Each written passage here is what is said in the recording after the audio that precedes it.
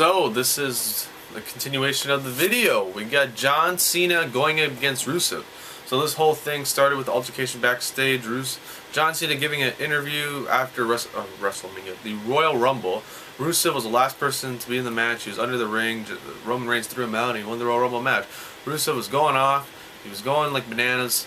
They went at it. They were brawling in the back and then they got pulled apart. And then boom. Everyone thought John Cena versus Rusev. WrestleMania 31 build, right? Makes sense, right? You have John Cena match, the American event against the highest American in the WWE realm, going against the Russian Rusev, who has never been pinned, submitted in the WWE, and they both go at it, and you think, yeah, the match is gonna happen, right? WrestleMania 31. No, Fastlane, the match is gonna happen. Announced, I think, like literally that there and then. After the Royal Rumble, and everyone's like, what? You're really going to do this at Fastlane? This is the main event? Later to find out that it was going to be for the United States Championship. So John Cena, not just facing Rusev at Fastlane, he is going to go and challenge for the United States Championship, a championship that he lost before going to WrestleMania 21 10 years ago, I believe, in February, losing it to none other than Orlando Jordan, to then go on to beat the Cabinet Chief, JBL. You remember the Cabinet? Orlando Jordan, JBL, what was it? The Basher Brothers, I think that's what it was. Yeah, SmackDown 05. You gotta remember that. Do your history. 10 years ago that was. John Cena went to WrestleMania 21 to beat JBL to be one of the biggest stars in wrestling ever. And now, demoting, going back to his roots at WrestleMania 20 when he faced the Big Show in the opening match to win the United States Championship. He's going to do that, and on this pay-per-view, either this is going to be the main event, which I don't think it will be, or Roman Reigns going against Daniel Bryan. Those two matches, I think, could end both in count out. I don't think John Cena is going to beat... Most people think John Cena is going to beat Rusev. I think Rusev has to beat John Cena at Fastlane. So John Cena could go into WrestleMania 31 to beat Rusev, because why would you want to beat him then when you could beat him at WrestleMania? But why would you want to beat Rusev? You could keep Rusev undefeated, and then you could beat him again at WrestleMania 31, and boom, you have a monster heel in WWE. And if you have Roman Reigns going up against Rusev, I don't know.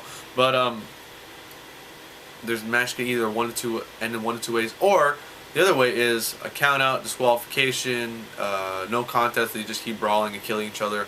That's pretty much it. But I don't see that happening in two matches on the show. I know the show's free. You're not really paying for it.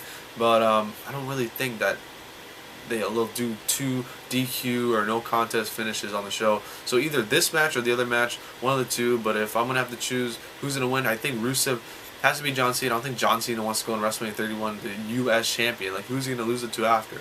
I think Rusev will beat Cena, but then at WrestleMania 31, Cena wants his redemption. Redemption again, yeah, but he won't face Rusev for the U.S. title, and then John Cena beats Rusev.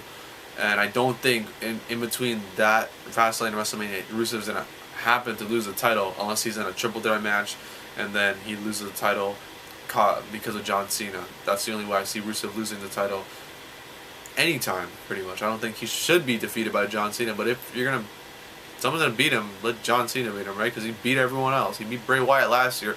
Might as well beat Rusev this year, right? It makes perfect logical sense.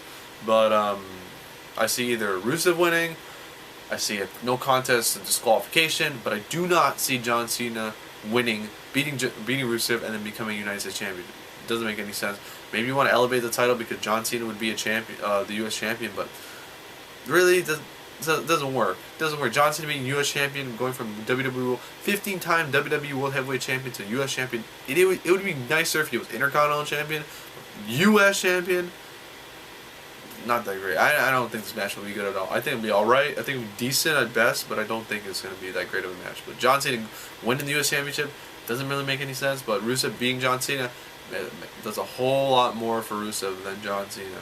Maybe it'll be a little bit of a screw finish, who knows, but I think if you want to put Rusev strong, he destroys John Cena like a SummerSlam 2014 and just demol him. John Cena has zero offense, not even that fuse hit. Just destroyed.